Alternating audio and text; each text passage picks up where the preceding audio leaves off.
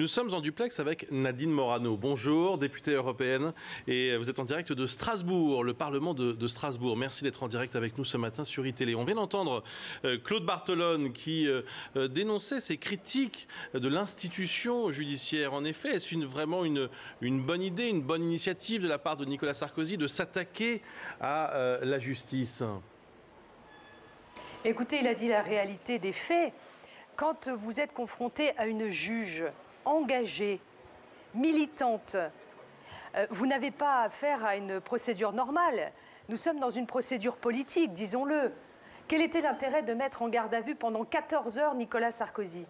Quel était l'intérêt indispensable de déférer devant les juges à 2 heures du matin Nicolas Sarkozy? Donc vous voyez bien que, s'agissant du syndicat de la magistrature et de Claire Thépaut, je n'ai pas entendu M. Barthelone pousser des cris d'orfraie quand le mur des cons de ce syndicat qui s'est déshonoré a montré quelle était la réalité en fait de ses occupations, à savoir la vindicte, la fatwa à l'égard de certains responsables politiques. Donc Nicolas Sarkozy est confronté à la justice dans ces conditions-là. Il était normal que face à une France manipulée par ce pouvoir socialiste, sans état d'âme, sans scrupules, aille dire sa vérité aux Français. C'était une nécessité. 63% justement des Français, 63% presque 2/3, estiment qu'il n'y a pas d'acharnement judiciaire pour les Français. C'est un sondage BVA pour le Parisien. Comment réagissez-vous ?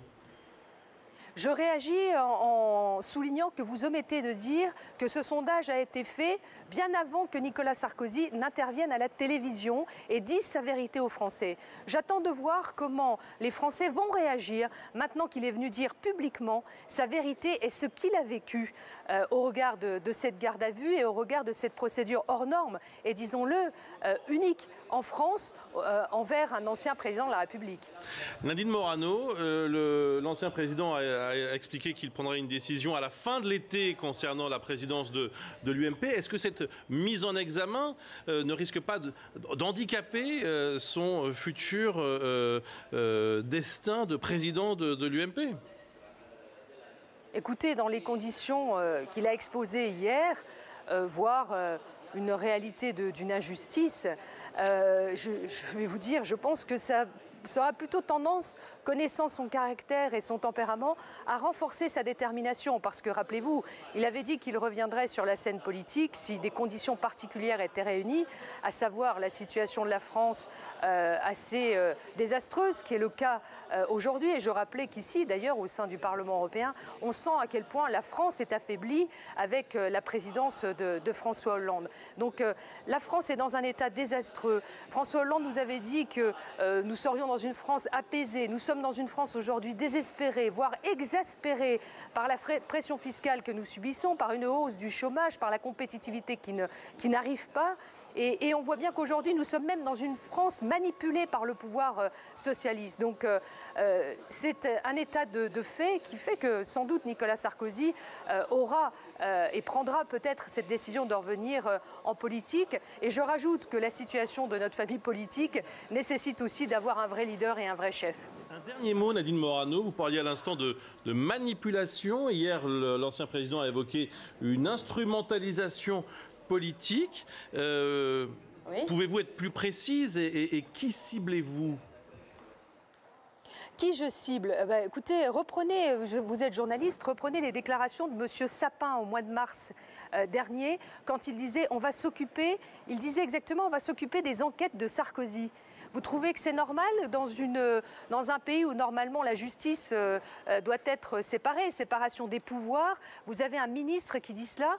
Quand vous avez le ministre de l'Intérieur qui vous dit qu'il n'est absolument pas au courant des écoutes et qui hier nous dit que les faits sont graves, il aurait dû utiliser des précautions de langage, il ne l'a pas fait. Et quand enfin je vois Madame Taubira, malgré le remaniement ministériel, avoir été confortée dans son portefeuille de ministre de la Justice alors qu'elle a menti publiquement devant les Français, que ça a été démontré avec les zooms que les journalistes ont fait sur la feuille qu'elle a brandie, malgré le fait qu'elle ait menti, elle est restée ministre de la Justice. Et vous croyez qu'on peut croire en France, encore aujourd'hui, à cette justice-là, avec une justice, et je ne mets pas tous les magistrats évidemment dans le même sac, je dis simplement que je crois en la justice de mon pays, mais je ne crois pas aux juges engagés, aux juges militants, ce qui pose la question de la syndicalisation des magistrats, parce que le syndicat de la magistrature, dont j'avais demandé la dissolution, a démontré à quel point la justice se discrédite lorsqu'elle porte comme ça un engagement politique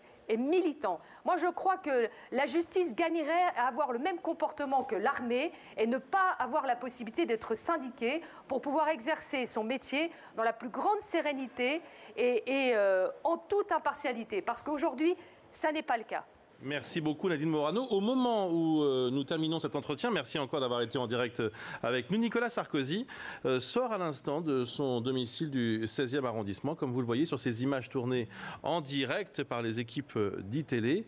Et la voiture de l'ancien président devrait prendre logiquement la direction des bureaux de Nicolas Sarkozy, qui se trouve dans le quartier de la Madeleine à Paris. Il est 8h39. L'ancien président, première image depuis son intervention hier à la télévision et à la radio. L'ancien président qui devrait donc se diriger vers ses bureaux pour une journée de travail. Confirmation évidemment dans quelques secondes.